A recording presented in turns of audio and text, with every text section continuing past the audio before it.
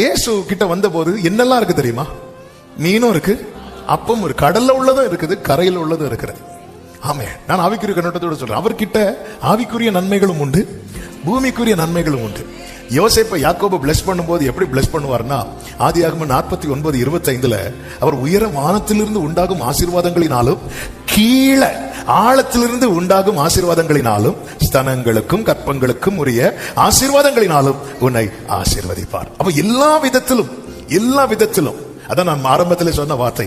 ஒவ்வொரு நன்மைக்காக ஓடுறோம், ஒவ்வொரு ஸ்டாப்ல அதை வச்சிருக்கிறார். நீங்க கர்த்தரை முன்னிறுத்தி, இயேசுவை முன்னிறுத்தி, விசுவாசத்தை துவக்குகிறவரும் அதை முடிக்கிறவருமா இருக்கிற இயேசுவை மட்டும் நோக்கி இங்க ஓட ஆரம்பிச்சிட்டீங்கன்னா, ஹல்லேலூயா. நம்ம பிள்ளைகளை கூட்டிட்டுலாம் வெளியே போகும்போது வழியில நிறுத்தி பிள்ளைகளுக்கு தேவையானதை வாங்கி கொடுப்போமே.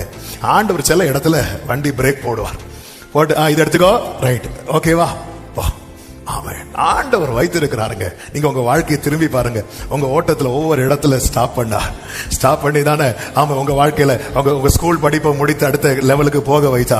ஒரு இடத்துல ஸ்டாப் பண்ணி உங்களுக்கான வேலை ஆர்டர் உங்க கையில கிடைக்க கர்த்தர் கிருபை செய்தார். ஒரு இடத்துல ஸ்டாப் பண்ணி உங்க திருமணத்தை கர்த்தர் நடத்தி தந்தார். ஆமென். இன்னொரு இடத்துல ஸ்டாப் பண்ணி உங்களுக்கு புத்திர பாக்கியத்தை. இப்படி உங்க லைஃபை நீங்க திரும்பி பார்க்கும் போது ஆண்டவர் எவ்வளவு அதிசயமாய் கிருபையாய் நடத்தினார். இந்த தேவன் எதுவரை நடத்துவார் தெரியுமா? உங்களை முதியோர் இல்லத்துல சேர்க்கிறது வரை இல்ல, மரண பரியந்தம் கர்த்தர் இருக்கிறார், அப்பா இருக்கிறார்.